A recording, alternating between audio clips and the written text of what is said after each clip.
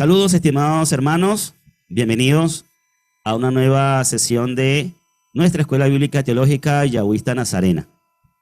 Hoy estamos ya en el último día del año 2022 y vamos a continuar en este día, cuando ya se acerca el año 2023, que siempre marca un tiempo de transición que nos brinda una oportunidad de comenzar de nuevo, una nueva etapa, un nuevo ciclo. Vamos a continuar con el tema que iniciamos ya en el Shabbat pasado, que espero que a todos les haya gustado y les haya sido de edificación, que todos hayamos aprendido algo y que nos haya quedado bien claro el tema con relación a la errónea pronunciación del nombre como Yahshua. Ahora vamos a avanzar a una segunda cosa que también, o a un segundo tema, o un segundo subtema dentro del tema general, que es el Hijo de Elohim, el Hijo de Yahweh. Vamos a avanzar en un tema que también es polémico y que, bueno, ya entre nosotros aquí se ha presentado alguna diferencia. Vamos entonces a colocar aquí el documento, el primer documento que vamos a tener en la pantalla. Muy bien. Vamos a retomar este documento, Fundamentos de la Fe, en donde lo dejamos en el Shabbat pasado. Y vamos a comenzar aquí diciendo que Yahoshua, aquí vamos a comenzar aquí en esta parte del documento, Yahoshua es el portavoz, la palabra Dabar, Dabar es palabra en hebreo, que preexistió y estuvo con el Padre Yahweh. Y hay varias citas acá. He colocado este documento solo para darle continuidad en el punto donde vamos dentro del documento, pero realmente no vamos a utilizar este documento, no vamos a consultar las citas bíblicas desde este documento, sino más bien desde este otro documento que es uno de los, o el primero más bien, de los que utilicé para dar clases en lo que fue, les comenté hace poco, el Instituto Bíblico Agin. Ok, fíjense que aquí tiene la fecha, ¿no? 28 de agosto de 2010, hace unos cuantos añitos, ¿no? Que presenté esta clase. Esta fue la lección número 1 en lo que fue la Asamblea Yahweh Internacional con su antiguo, ¿se acuerdan de ese? ¿Quién conoció ese logo? El antiguo logo de la Asamblea Yahweh Internacional, ahí lo ven. Ese fue el primero que tuvimos. Y luego entonces aquí dice Instituto Bíblico Agin. Mi materia era esta, el Mesías. A mí me tocó hablar del Mesías. Cada uno de los facilitadores teníamos un tema para desarrollar. Y bueno, aquí ven que mi nombre Yasdiel no es reciente, sino que es un nombre que llevo desde que comencé en Raíces Hebreas. Y bueno, el tema es este: origen y preexistencia del Mesías. Este tema es bastante polémico y las posiciones son muy variadas en torno a él. Hay quienes dicen que el Mesías sí tuvo preexistencia y quienes dicen que no. Como así también hay quienes dicen que la tuvo, pero bajo condiciones especiales. Algunos creyentes no trinitarios, en su afán por rebatir la doctrina de la Trinidad, van más allá y terminan negando la preexistencia del Mesías. Eso lo vamos a considerar muy detenidamente. Entonces, vamos a ver qué es lo que nosotros entendemos de las Escrituras. Como siempre decimos, no nos consideramos ser poseedores de la verdad absoluta. Este es un tema que ha sido polémico por las distintas maneras de ver. Aquí dice que hay quienes aseguran que el Mesías sí tuvo preexistencia, y dentro de esos quienes nos encontramos nosotros, la Asamblea de Yahweh Venezuela Internacional. Entonces, está bien que nosotros tengamos bien claro y hemos enfatizado siempre en que el Mesías Yahoshua no es el Elohim viviente, único y soberano que nos dice Devarim 6:4 en el Shema, sino que Él es el Hijo. Y de hecho el tema que estamos estudiando es el Hijo. Acabamos de ver la deidad, el Padre, y ahora estamos viendo al Hijo, que es una persona distinta. Hemos dicho que ambos son únicos en su especie, pero que el soberano del mundo, el soberano del universo, el que hizo todo, incluyendo al Hijo, es el Padre eterno. Entonces, el Hijo, por ende, tiene un origen, que es la primera cosa que nosotros rebatimos de lo que ha enseñado la teología de la religión institucionalizada, tradicionalmente, diciendo que el Hijo no tiene origen, sino que ha existido por siempre, y eso consideramos nosotros que no es lo que la Escritura afirma. Por ese lado estamos todos claros y conscientes. Pero luego dentro de nuestras filas, ahora hablo no de las asambleas de Yahweh, sino de las raíces hebreas, de los distintos movimientos y distintos hermanos que conforman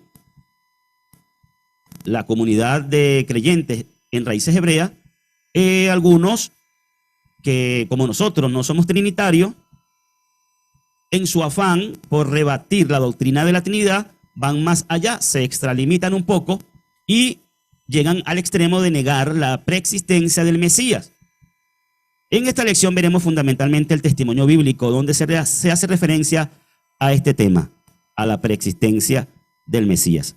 Entonces ahora sí vamos con la preexistencia celestial del Mesías, que en el libro de Juan nos vamos a basar en este capítulo 1, desde versículo 1 al 5, para comenzar esta lección, donde nos dice la Escritura: en el principio existía el Verbo, y el Verbo estaba con el Poderoso, y el Verbo era poderoso.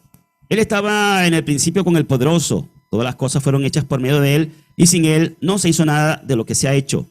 En él estaba la vida, y esa vida era la luz de los hombres.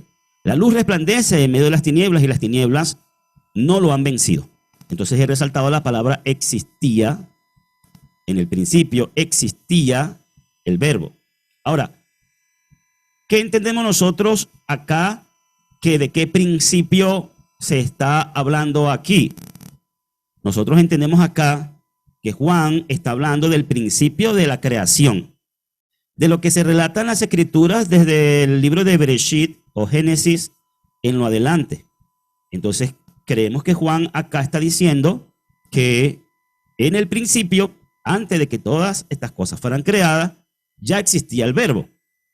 Bien, vamos a ver entonces hacer algunas observaciones en torno a este pasaje de las Escrituras. Vamos a ir desglosando. Entre los versículos 1 y 2 se nos habla de la palabra. En el principio ya existía el Verbo, que viene del griego logos, y que su traducción más simple es palabra. Entonces, en este pasaje, el Verbo o la palabra es una personificación del Mesías. Entendemos nosotros que cuando Juan habla de el Verbo o la palabra, regularmente las versiones bíblicas no traducen en el principio existía la palabra, porque es género femenino. Por eso que ustedes no van a encontrar, creo que prácticamente en ninguna versión de las Escrituras, que traduzcan en el principio existía la palabra, aunque creo que sí hay alguna versión que lo diga así. Pero entonces, la razón es básicamente porque todos los traductores de la Biblia entienden que están hablando de una persona masculina en forma figurativa, en forma metafórica. Es una aplicación. Dice aquí entonces en este pasaje que el Verbo, la palabra, existía. Nosotros estamos entendiendo que es una personificación de el Mesías. Bueno, no, yo no diría, aquí en este caso hay un poquito de imprecisión cuando decimos del Mesías, porque realmente es una personificación del Hijo, ¿no? Aquí siempre hago la acotación de que él vino a ser el Mesías luego de ser ungido por el Padre. Antes de eso era el Hijo. Y entonces ahí es donde marcamos diferencia, ¿no?, entre lo celestial y lo terrenal. Él vino a ser el Mesías en la tierra, pero antes de su vida terrenal era el Hijo en el cielo. Tal cual como nosotros entendemos en Proverbios 8, que habla de la sabiduría, también es una personificación, también es una palabra metafórica, un tipo de la persona del Mesías. Por ejemplo, si analizamos nosotros Proverbios 8, encontramos allí, es nuestro entendimiento, encontramos allí que en Proverbios 8, tengo varias versiones de la Biblia aquí, como lo dicen. La versión israelita nazarena dice: Yahweh me produjo al principio de su camino como la primera de sus obras de antaño. Yahweh me produjo al principio de su camino, la primera de sus obras. Luego en la versión, esta es una versión católica latinoamericana del año 95, dice: Yahvé me creó, fue el inicio de su obra, antes de todas las criaturas, desde siempre. Proverbios 8:22 desde la versión Jerusalén dice, creo que esta es otra versión católica, dice, Yahvé me creó, primicia de su camino, antes que sus obras más antiguas.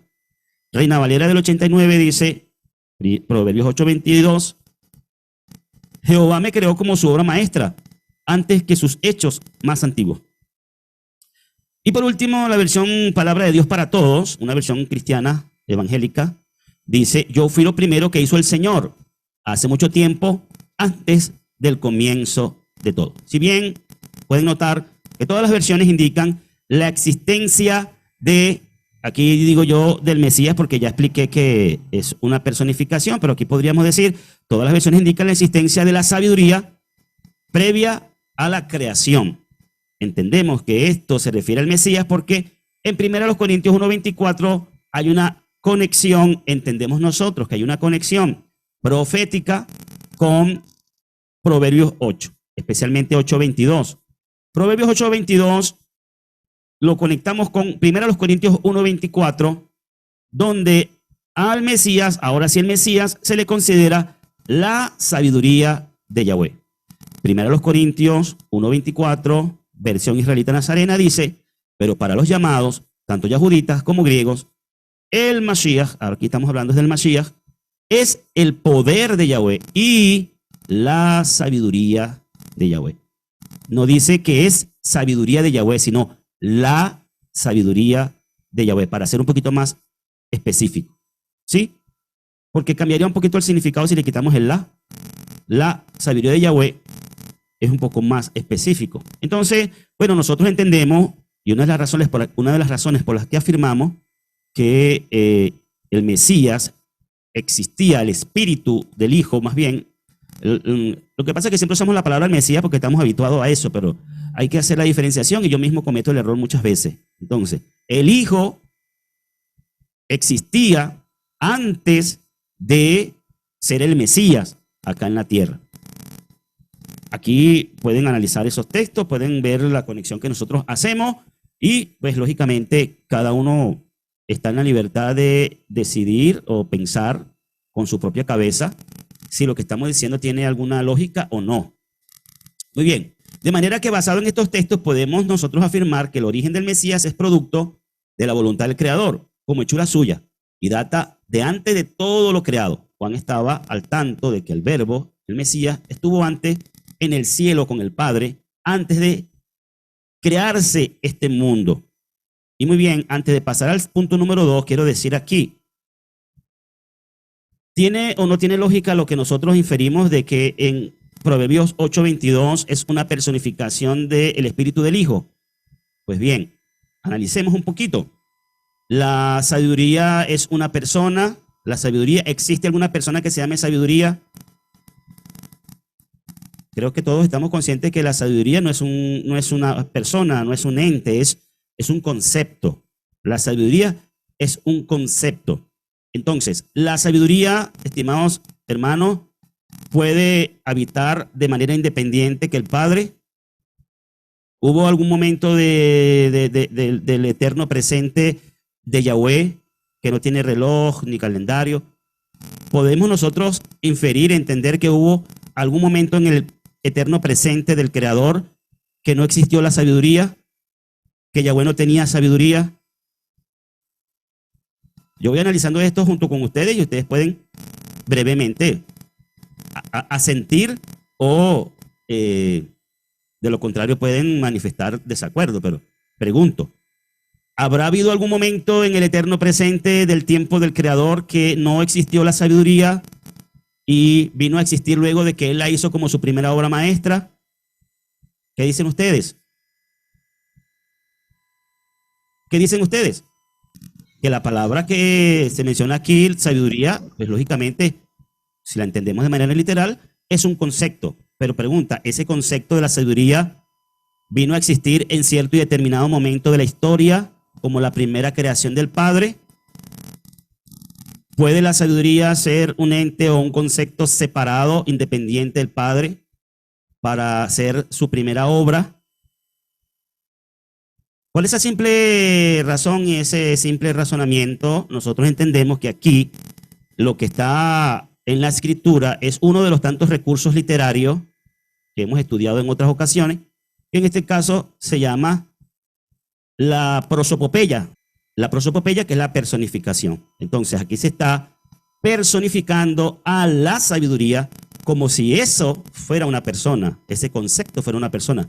Nosotros, en este caso, interpretamos que esa persona que acá está detrás de este concepto de sabiduría es el espíritu del Mesías.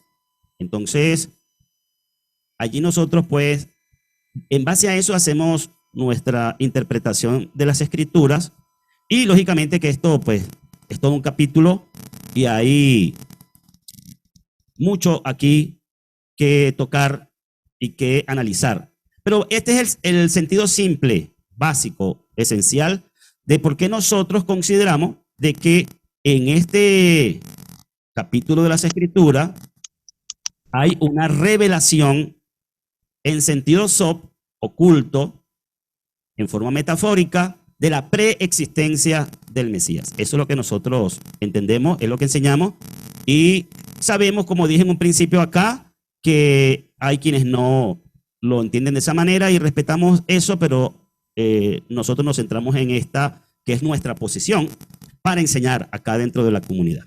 Entonces, vamos al punto número 2. Todas las cosas fueron hechas por medio de Él. Basándonos en el versículo 3, Él colaboró en la obra de la creación. Todas las cosas fueron hechas por medio de Él. Está hablando del verbo. Todas las cosas hechas por medio de Él. Entonces, aquí dijimos que estamos hablando de, en el principio de la creación, que toda creación fue hecha por medio de Él. Él colaboró en la obra de la creación. El ser celestial, que luego vino a ser el Mesías, además de existir antes, también estuvo en la creación como arquitecto del Creador. Fue el brazo ejecutor de su obra. El Padre, ya dijimos en la ocasión pasada, que es el diseñador. Y el Mesías es como el arquitecto y el ingeniero que desarrolla la obra, que hace la obra. Y sin Él, dice la Escritura, sin Él no se hizo nada, de lo que se ha hecho. Entonces, allí es donde algunos confunden a la persona del Mesías con la persona del Padre, porque creen que el Mesías es el creador y no es sino partícipe de la creación. Es copartícipe, más bien, copartícipe con el Padre en la creación. Toda la voluntad ha sido expresada por el Padre y ha sido ejecutada por el Hijo. La historia, pues, nos comienza con el relato de la creación. Génesis 1:1 usa la palabra Reshit para principio y el logos, la palabra traducida como verbo en Juan, es la palabra griega logos, que significa palabra. La palabra creativa de Yahweh existía aún antes de eso. Es decir, antes de esta creación donde habitamos, la Escritura, como ya hemos visto hasta este momento, señala que ya existía la persona del verbo. Cuando hablamos del verbo, ¿verdad? Así como cuando hablamos de sabiduría, estamos hablando de un concepto. ¿Se dan cuenta? ¿Cómo podemos nosotros hoy sin ningún problema decir que el Mesías es el verbo y es el mismo sentido cuando decimos que el Mesías es la sabiduría? Son personificaciones del Hijo en el concepto de la sabiduría y en el concepto de palabra o de verbo. En ambos casos nosotros entendemos que se está hablando de una persona, llamada verbo en este caso o llamada sabiduría en el libro de Proverbios. Entonces, la palabra creativa de Yahweh, con la que en Bereshit dice Bará Elohim, ese Bará, esa acción de crear de la nada, quien la ejecuta, podríamos decir que también la palabra Bará es otra especie de personificación del Mesías. Ojo, estoy diciendo podríamos decir, no significa eso literalmente cuando estudiamos etimológicamente el hebreo, aclaro.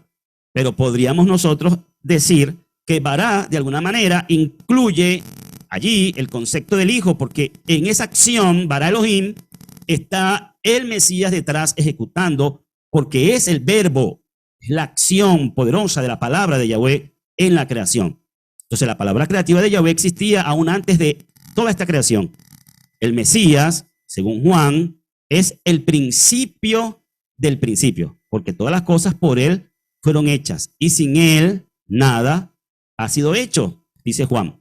En los versículos 4 y 5, bastante resaltado aquí en este documento, dice que Él era la luz de los hombres. Y este concepto de luz, otro concepto más, este concepto de luz aquí, pues nos dice mucho también en las Escrituras.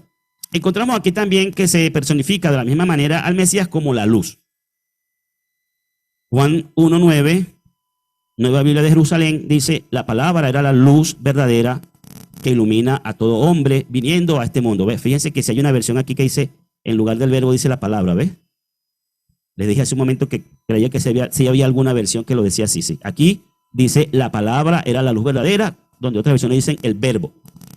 Luego dice la traducción del Nuevo Mundo, que está la de los testigos de Jehová, en Juan 1:9, la luz verdadera que da luz a toda clase de hombres, estaba para venir al mundo. Fíjense que aquí se dice la luz verdadera. Lástima que en este documento no me deja muy bien resaltar, ¿no?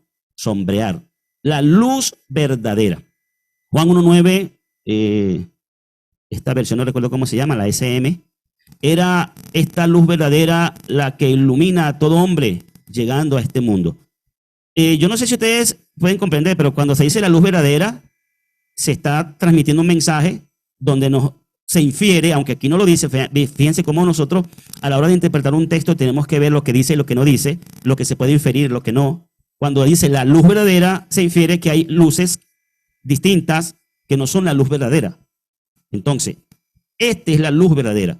Cuando yo digo que algo es verdadero es porque hay algo falso. Aunque no lo estoy diciendo, se infiere. Entonces, Juan 1:9 dice: existía la luz verdadera. Nuevamente, todas las versiones dicen luz verdadera, que al venir al mundo alumbra a todo hombre. Las primeras palabras de Yahweh en la Biblia son que haya luz, y hubo luz, y vio Elohim que la luz era buena, y separó la luz de la oscuridad.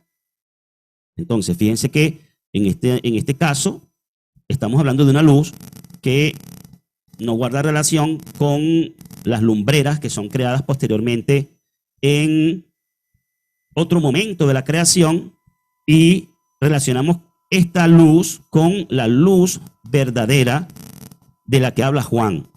Cuando estudiamos detenidamente el relato de la creación, observamos que no fue sino hasta el cuarto día que Yahweh creó las dos grandes lumbreras, el sol y la luna, de manera que podemos encontrar entre estos pasajes de la Escritura una relación que apunta hacia el Hijo, que luego es el Mesías, como la luz verdadera en el principio de la creación. Yahoshua también dijo en otra ocasión, aunque no con mucha relación con lo que estamos diciendo: yo soy la luz del mundo. Pero eso tiene otro significado, otro sentido, ¿no? De cómo guiar al hombre a la verdad y revelar al Creador. Muchos de los creyentes en la restauración de las raíces de la fe rechazan la preexistencia del Mesías porque piensan que este es un concepto originado en el cristianismo, pero la literatura judía también incluye y conecta la idea de luz con el Mesías. Saben que todos los judíos en realidad son mesiánicos, ¿no? No sé si sabían eso, pero todos los judíos son mesiánicos en su mayoría. Hay sus excepciones, lógico, pero en términos generales, todos los judíos son mesiánicos. No que pertenecen al movimiento judío mesiánico que cree que Yahoshua es el Mesías, no es lo que estoy diciendo. Los que creen que Yeshua es el Mesías son un grupo minoritario en comparación con todos los judíos. Yo digo que todos son mesiánicos en el sentido de que todos creen en la persona, que existe una persona, la figura del Mesías, ¿sí? Solo que ellos tienen su creencia muy distinta a lo que los judíos mesiánicos nazarenos entienden y lo que entendemos nosotros. Pero todos creen en la figura del Mesías. Entonces, vuelvo y repito, muchos de los creyentes en la restauración de las raíces de la fe rechazan la preexistencia del Mesías. La mayoría que yo entiendo o que conozco lo hacen porque hay una predisposición ya de lo que ha enseñado la religión institucionalizada, que ya lo referimos en un principio, con lo que tampoco estamos de acuerdo, que es esto de relacionar al Mesías con la deidad, confundirlo con Yahweh y todo eso, y el tema binitario, el tema trinitario, conceptos como Yahweh mayor y Yahweh menor, la triunidad, bueno, ese tipo de cosas. Entonces algunos pues van un poquito más al extremo y a nuestro juicio, entonces por esta razón se niegan a aceptar lo que estamos diciendo porque lo consideran como parte de ese paganismo y de esa doctrina errónea que nos enseñaron en la cristiandad, en el cristianismo.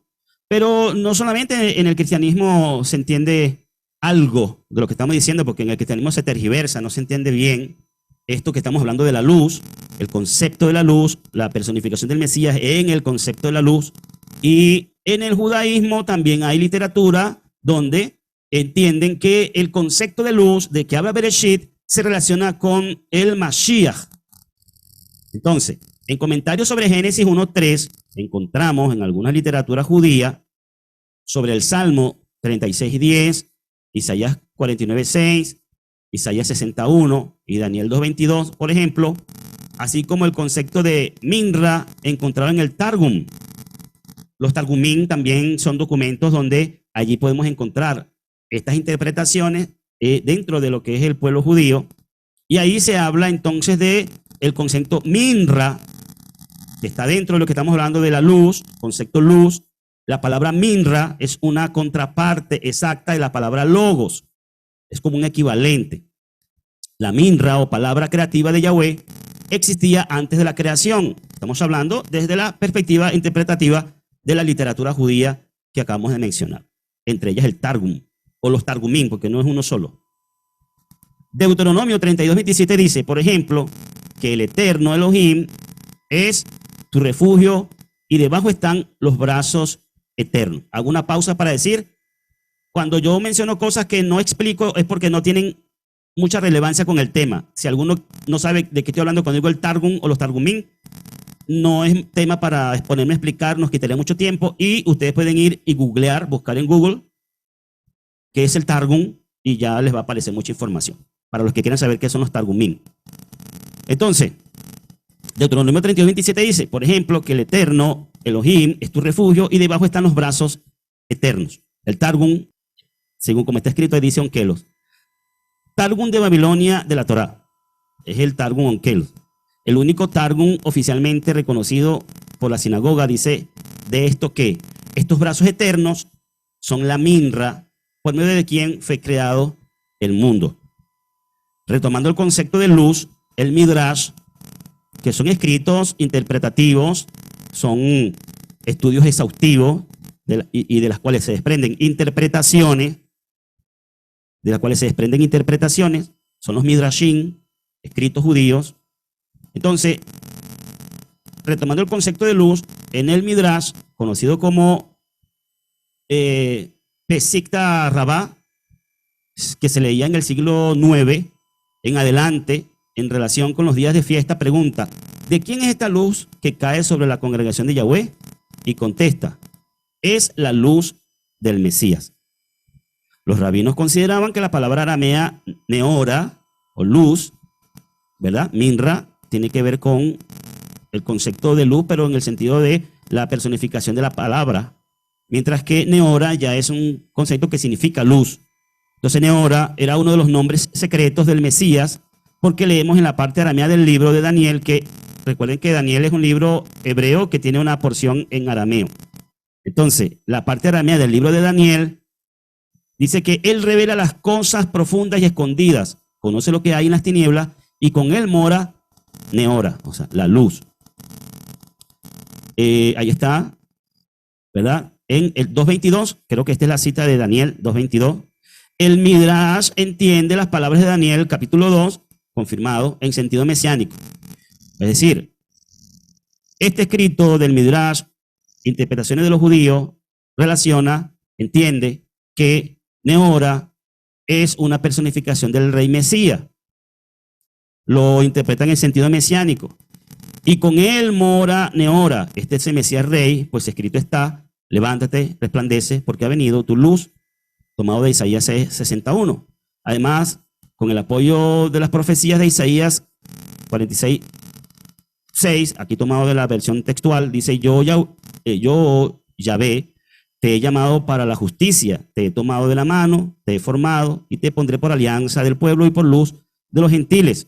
Y en el capítulo 60, versículo 3, la misma versión textual dice, los gentiles acudirán a tu luz y los reyes a tu naciente resplandor. Así que el Mesías es visto como la luz de los gentiles, inclusive eso lo menciona Lucas en su libro, relacionándose con que el Mesías sería luz para las naciones, en sentido profético.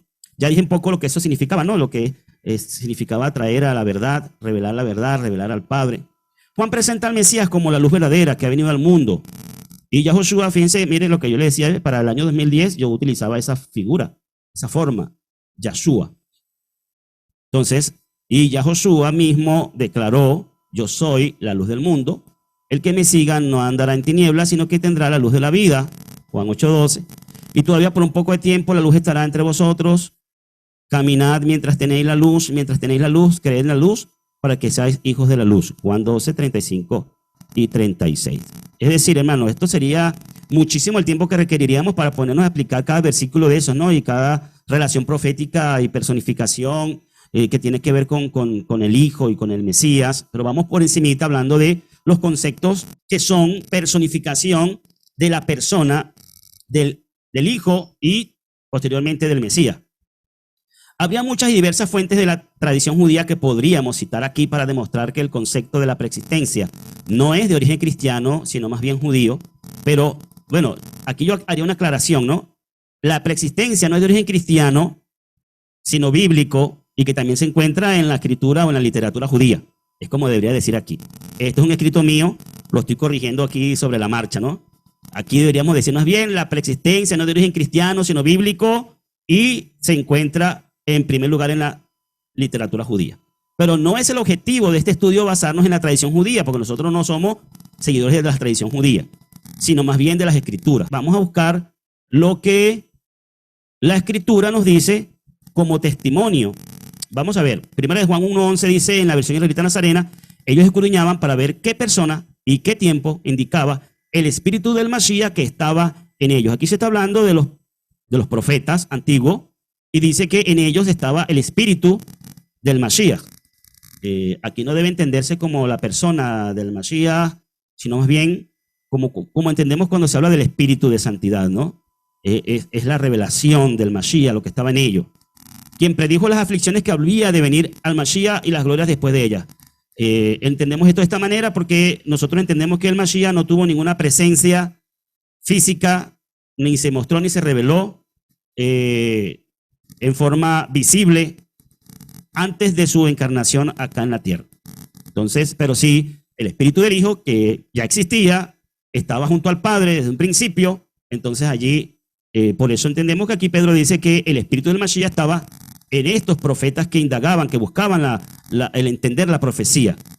Esta referencia muestra el concepto de una preexistencia del Mesías y el testimonio de la Escritura así lo afirma. Vamos a saltar entonces un poquito a otros testimonios de la Escritura, tratando de ganar tiempo y tomar lo más relevante de este documento. Otros testimonios de la Escritura son, por ejemplo, en el inciso A, el testimonio de Juan el Inmersor.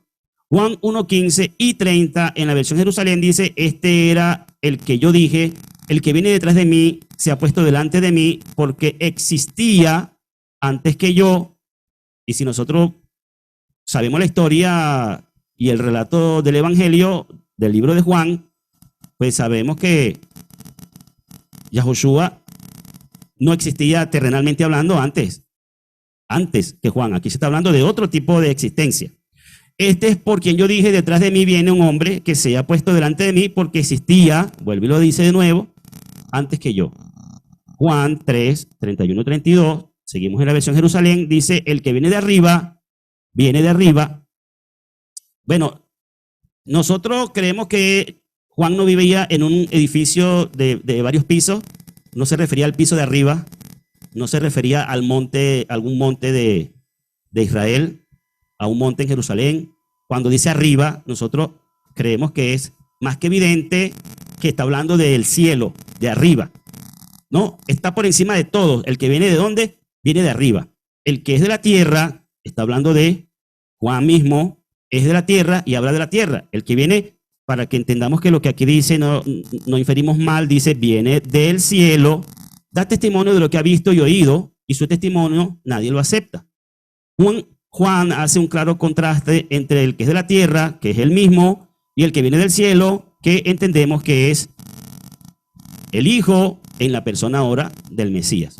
Luego vemos entonces el testimonio de Pablo en el inciso B. Filipenses 2, 5 al 8, perdón, en esta versión revisada del inglés. Tomen en serio entre ustedes lo que encuentran en el Mesías Yeshua. Él era en forma de Elohim, sin embargo no hizo un reclamo de igualdad con Elohim, sino que se hizo nada, asumiendo la forma de un siervo, llevando la semejanza humana, compartiendo la suerte humana. Él se humilló y fue obediente hasta el punto de la muerte. Ya vamos a hablar sobre eso. Colosenses 1:15, 16, 17. No recuerdo muy bien el nombre de esta versión, Nueva Biblia, no recuerdo la verdad. Este es imagen del Elohim invisible, nacido antes de toda criatura, pues por su medio se creó el universo celeste y terrestre, lo visible y lo visible. ¿Vieron esta palabra? Celeste. Nosotros en Juan 1:1 hablamos de que se habla del principio de la creación de este mundo, pero hay distintos textos de la Escritura, incluyendo este, donde se menciona no solamente lo terrestre, sino lo celeste. Dice lo invisible, por lo tanto se refiere a lo espiritual, lo visible y lo invisible. Aquí es donde debía resaltar lo visible y lo invisible. Aquí se refiere a lo espiritual. Él es el modelo y fin del universo creado. Él es antes que todo y el universo tiene en él su consistencia. O sea, miren la persona del Mesías, toda la importancia que tiene como la gente de la creación. Luego en Hebreos 2, 9, 14 y 17, esta misma versión nos dice, pero vemos ya al que Elohim hizo un poco inferior a los ángeles.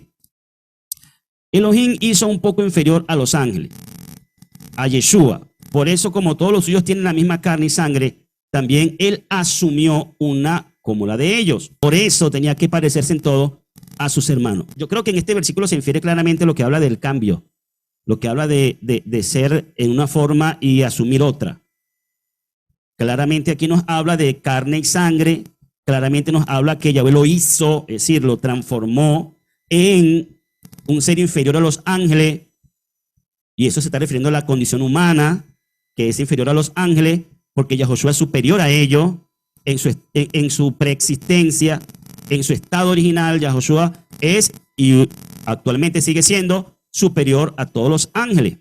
Entonces, luego dice que él asumió una forma como la de sus hermanos humanos. Hebreos 10:5 nos dice, por eso al entrar en el mundo, fíjense que todo está aquí subrayado para que vean cada frase. Por eso, al entrar en el mundo, dice, sacrificio y ofrenda no lo quisiste, en vez de eso me has dado un cuerpo a mí. Esto es una cita de un salmo y el escritor a los hebreos lo está aplicando a la persona del Mesías, y es evidente que está hablando de una existencia antes del momento en el que esto fue escrito.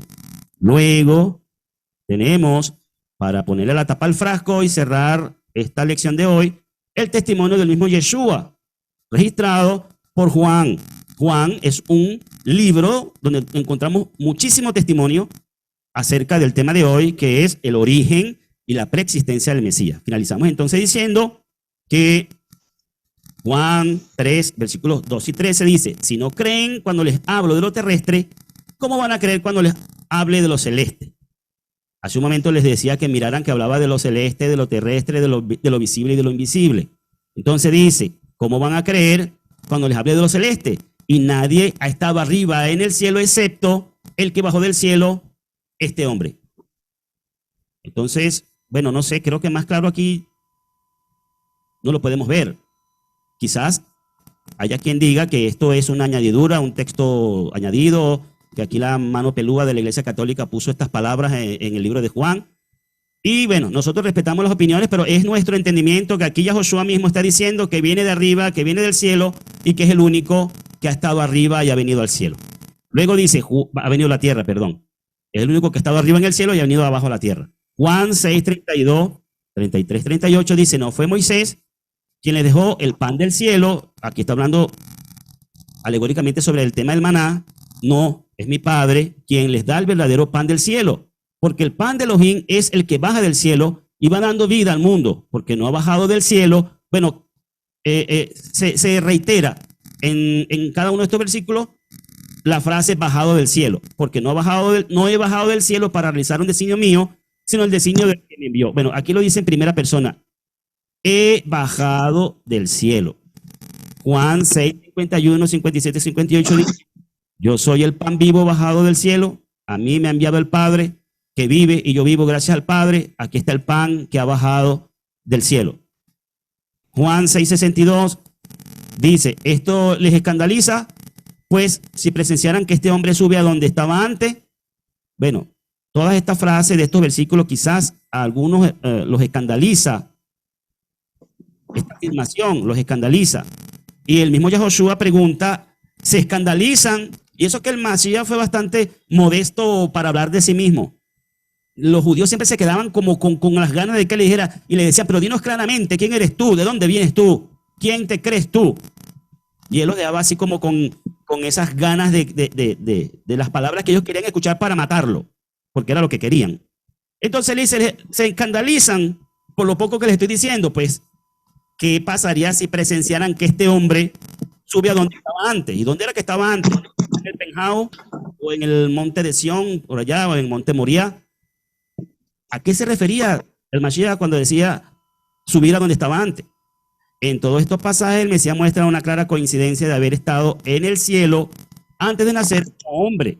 Él no habla de venir de parte del cielo, sino de bajar del cielo y de subir a donde estaba antes. Eso creo que es un lenguaje bastante claro. El Mesías, finalizamos diciendo entonces que es el principio de la creación. Apocalipsis 3:14, así habla el amén, el testigo fiel y veraz, el principio de la creación de Elohim, recalcando de nuevo que fue creado por Elohim, otro concepto que en la cristiandad no aceptan, que el Mesías fue creado, aunque la escritura utiliza una frase distinta que es engendrado, pero significa lo mismo, ser creado, solo que la forma de ser creado es lo que cambia, porque todo lo demás fue creado por medio de él es el único que no fue creado por intermedio de nada ni de nadie. Entonces vamos a ver unos paralelos importantes aquí. Note con cuidado el siguiente paralelo, Apocalipsis 1:5 y Apocalipsis 3:14. El primero dice, el primogénito de entre los muertos. El segundo dice, el principio de la creación. Luego Colosenses 1:18 dice, él es el principio, el primogénito de entre los muertos. Este paralelo nos muestra que ser el principio de la creación significa ser el primero en ser creado. Así como ser el primogénito de entre los muertos significa el primero en ser resucitado de entre los muertos para inmortalidad. Y dije por aquí que iba a comentar luego sobre esto de que el Mesías asumió una forma y sobre todo de las formas del Mesías. Y con eso quiero finalizar con este breve comentario. El Mesías, estimados hermanos, es, en este caso vamos a hablar más bien de el Hijo. El Hijo es una persona única en su especie y ha sufrido varias transformaciones desde su principio hasta el momento de hoy. Nosotros creemos, vuelvo y repito, todo lo que he dicho es lo que nosotros entendemos de las Escrituras. Nosotros entendemos que el Hijo, como espíritu, comenzó a existir por voluntad del Creador, que lo engendró, y lo que entendemos como diferencia entre engendrar y crear, que significan prácticamente lo mismo en el texto bíblico, es que el Padre lo hizo emerger de sí mismo, es decir, de su propia naturaleza. Es como la mujer que pare un hijo. De adentro de sí, del Padre, procede el Mesías. Por eso tiene su naturaleza divina, sin que necesariamente eso signifique, como se van otros al extremo, decir que él es Yahweh, que es Yahweh menor por eso. No, simplemente como el Padre es divino, el Hijo hereda su naturaleza que es divina. Pero eso no significa que sean ni la misma persona, ni significa que sea el Elohim viviente. Por lo tanto, viene a ser lo que nosotros entendemos como el segundo al mando en el reino celestial, la segunda persona en importancia en el reino celestial, y luego creemos que a través de él el Padre hace todas las cosas, todo lo creado, toda criatura y toda creación, todo universo y todo lo que existe, principados, potestades, todo. No hay nada que haya sido creado que no haya sido creado por medio del Mesías. Eso es lo que hemos inferido de distintos textos que hemos tomado de la Biblia y de otros que no hemos mencionado en esta lección de hoy. Luego, en los planes y propósitos del Padre, él envía a su Hijo a la tierra. Su Hijo, que era espíritu, lo envía a la tierra. ¿Cómo lo hizo? Bueno, de una manera que nosotros entendemos, que la Escritura enseña, de forma sobrenatural, para que él, ese espíritu, fuera insuflado en el embrión de un ser que se engendró de manera sobrenatural también, sobrenatural también, en el vientre de Miriam, la virgen judía.